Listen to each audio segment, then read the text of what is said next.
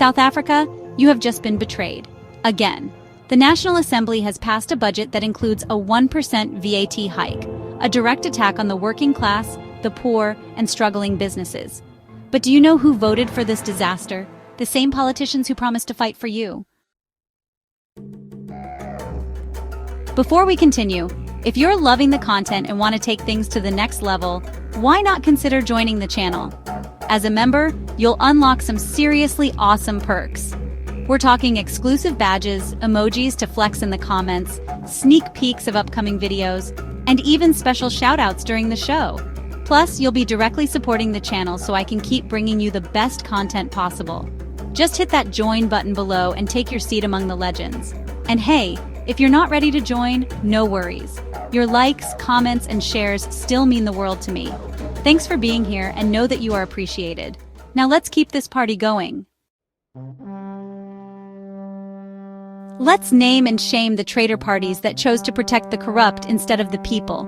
African National Congress, ANC. No surprises here. Their corruption caused the financial crisis, and now they want you to pay for it. Inkatha Freedom Party, IFP.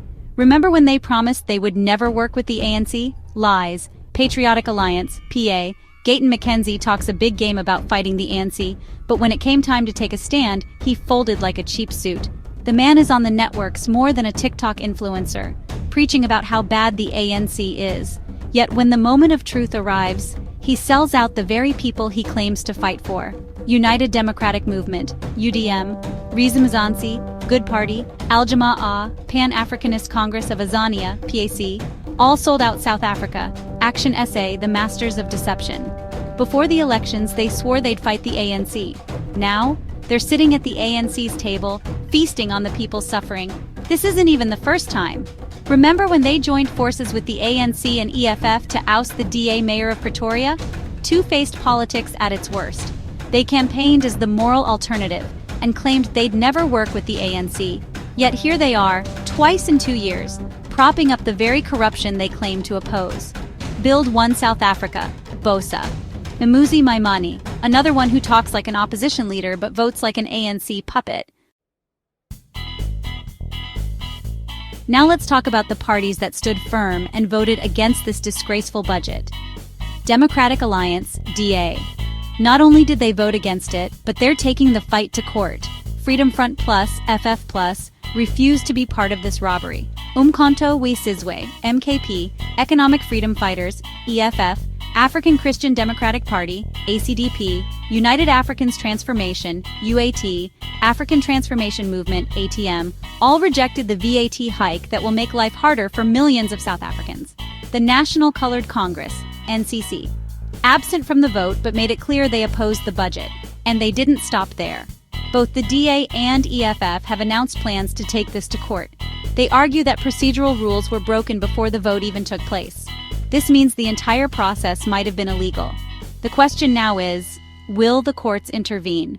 And if this budget is overturned, what happens next? So, what does this mean for you? It means that everything just got more expensive. A single mother working 2 jobs will now pay more for food, electricity, and transport. A struggling small business owner will see higher costs and less profit.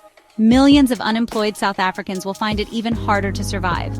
And while you struggle, the politicians who passed this budget continue to live in luxury, driving their million-rand cars, enjoying their taxpayer-funded perks, and laughing all the way to the bank. And let's talk about the real reason behind this VAT hike. The ANC says it's necessary for the economy, but where does your tax money actually go? Billions are wasted every year on corruption, cadre deployment, and government incompetence. The ANC doesn't need to raise VAT. They need to stop stealing. And what about Action Say and the IFP? They didn't just betray voters, they betrayed their own words. They lied to your face when they promised to never support the ANC, yet here they are handing them power on a silver platter. They didn't even fight for amendments, they just approved it as is. Why? Because it benefits them, not you. Come election time, these same parties will come knocking on your door. They'll smile, shake your hand, and promise to fight for you. But we know better. They will tell you they care. They will tell you they want to help the poor. They will tell you they want change. How many times has the ANC promised to fix load shedding? How many times have they promised to fight corruption? How many times have they said, "We hear you," only to betray you again? This is their game. They hope you forget.